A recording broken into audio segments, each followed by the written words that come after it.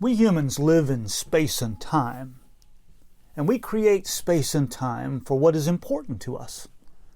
The God of Abraham did this for Israel through the introduction of times of worship in holy spaces.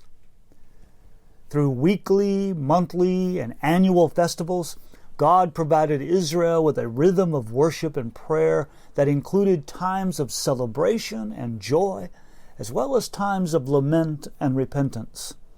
Out of the chaos of their lives, God ordered time and space through various rituals in order to remind Israel who God was, celebrate their life with God, hear the story of God again, and bring the stuff of real life into God's presence. The Psalms, the hymn book and prayer book of Israel, express the fullness of their life with God from its joys to its hurts. And for centuries, Israel prayed and sang these songs in the presence of God. And Jesus, the Messiah, along with the church that followed him, also prayed and sang these life-giving and sometimes desperate words. The Psalms mirror the soul and give expression to intense feelings of lament and praise. They express confidence in God and our desire to worship the Creator, as well as our commitment to follow God's Torah. They express our deepest moments of despair and doubt. They confess sin, and they also question God's faithfulness in the midst of injustice and pain. The Psalms are a collection of diverse hymns, songs, and prayers that reflect the continuum of life. They move from confidence to lament to praise. They retell the history of God's people, pray for God's deliverance, and offer thanks for God's redemptive acts. These prayers have sustained the people of God through despair and triumph, through good times and bad. Lament and praise are the constants throughout the Psalms. Almost half of the Psalms are laments. They lament injustice, death, sickness, sin, and oppression.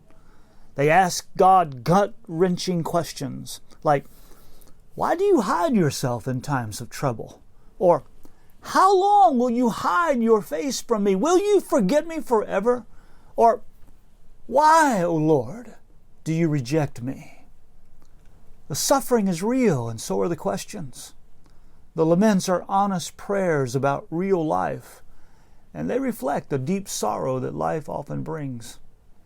We are invited to pray these laments with Israel. Jesus prayed them, even on the cross. God invites us to speak our hearts, and God promises to hear, just as God heard Jesus and answered his prayer through deliverance. Praise is the other half of Israel's hymn book. Sometimes this praise expresses quiet confidence like, "The Lord is my shepherd," or "God is our refuge and strength, we will not be afraid." At other times, this praise shouts with joy and thanksgiving. "I love the Lord," the psalmist shouted, "because God has heard my voice."